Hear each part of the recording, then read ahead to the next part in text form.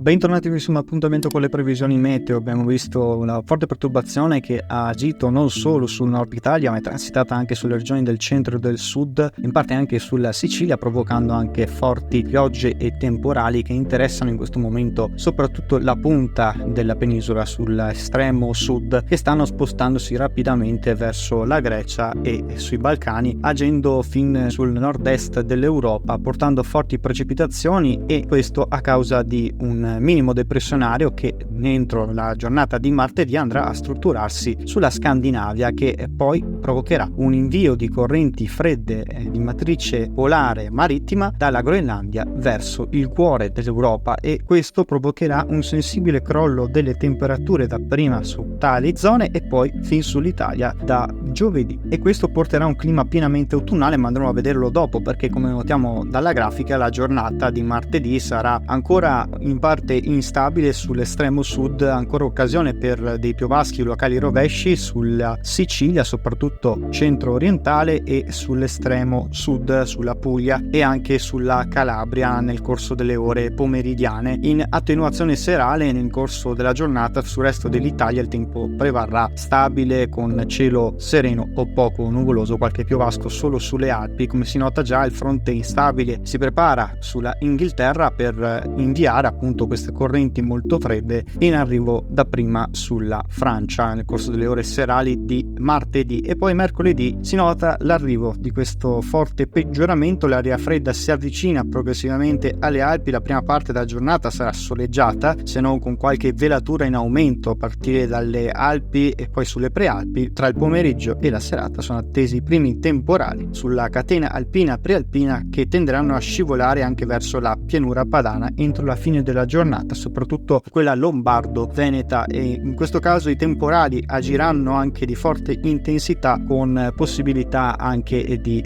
forti nubifragi, soprattutto lungo la catena pedemontana veneta e quella lombarda fin sulle alte pianure. In sconfinamento poi entro la nottata nella giornata di giovedì sulla Liguria, sulla Toscana. Intanto comunque giornata di mercoledì sarà in prevalenza stabile sul resto delle regioni, ampi a spazi di cielo sereno, con il vortice di bassa pressione che dalla Grecia tenderà a spostarsi verso il nord dell'Europa, ma attenuandosi, perdendo intensità. Intanto andrà a rinforzare anche la ventilazione di Libeccio entro la sera sulle regioni più occidentali, proprio per l'ingresso della perturbazione nella giornata di giovedì. Infatti la giornata di giovedì arriverà l'impulso d'aria fredda, porterà la formazione di un vortice di bassa pressione sul Mar Ligure con forte maltempo, situazione molto instabile anche sulle zone montane, dove arriverà la prima neve al di sotto dei 2000 metri, soprattutto sulla catena alpina centro-orientale e sulle Dolomiti. La perturbazione raggiungerà il suo apice molto probabilmente nella nottata e nelle prime ore del mattino sulle regioni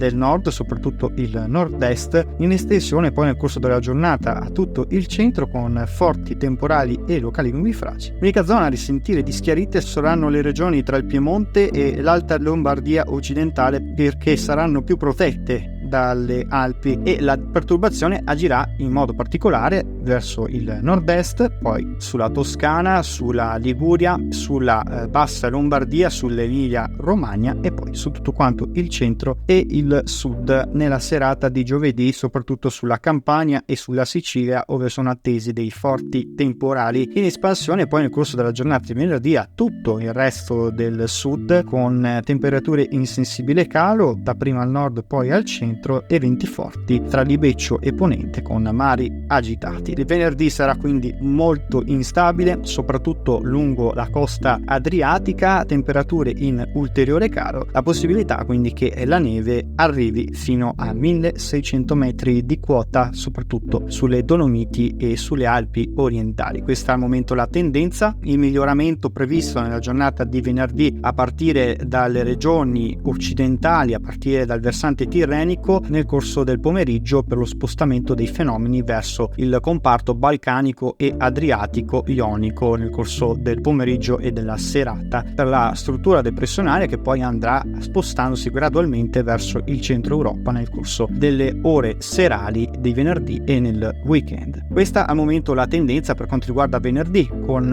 atteso un netto calo delle temperature. Come si nota dalla grafica, l'anomalia delle temperature previste caleremo anche sotto i 10 gradi su gran parte dell'Europa, un clima del tutto pienamente autunnale. Si tratterebbe di un clima da metà ottobre, e infatti questa anomalia per settembre potrà addirittura vedere dei record. Gran parte dell'Europa e del Mediterraneo si troveranno con temperature inferiori alla media stagionale, portando anche le prime nevicate, come ho detto, sulla catena alpina sotto i 2000 metri, mentre un anticiclone anomalo continua a stazionare sulla Russia e fin sulla Scandinavia e sull'Europa orientale, con l'anticiclone azzorriano in pieno Oceano Atlantico. Tale anomalia termica potrebbe perdurare fino al 20 di settembre, quindi potremo ancora avere una fase con frequenti precipitazioni fino al 20 del mese su gran parte dell'Italia, con temperature spesso inferiori alla media stagionale. E andiamo a vedere ove colpiranno maggiormente le precipitazioni. Si nota l'azione del minimo depressionario del fronte temporalesco ancora in azione nella giornata di martedì sui Balcani e sulla Grecia, che porterà qualche fenomeno sulla Sicilia settentrionale e sulla Calabria meridionale e sulla punta della penisola sulla Puglia. Tale sistema temporalesco si allontanerà per lasciare spazio poi nel pomeriggio e nella serata di mercoledì alla formazione di celle temporalesche e di rovesci che dalle zone prealpine lombardo, venete e poi sul Trentino, sul Friuli Venezia Giulia, andranno a provocare la diffusione delle precipitazioni sul resto della Valpadana, specie sulle medio-alte pianure, in estensione poi nel corso della nottata e nella mattinata di giovedì al resto del nord-est, via via verso l'Emilia Romagna, specie quella centro-occidentale, e sulla Toscana e sull'Umbria. In estensione poi nella giornata di giovedì, come possiamo vedere, durante le ore pomeridiane fin verso le coste del Lazio, sull'Appennino centrale e poi anche sulla Sardegna settentrionale. Occasione per accumuli consistenti soprattutto al nord-est in questo caso. E vediamo per quanto riguarda gli accumuli nevosi al di sopra dei 30 cm previsti sulle Dolomiti Bellunesi e poi anche sulle Alpi centro-orientali, addirittura fino a 60 cm, possibili punte anche oltre. Questa è la previsione, ma seguite i prossimi aggiornamenti per non perdere i prossimi contenuti.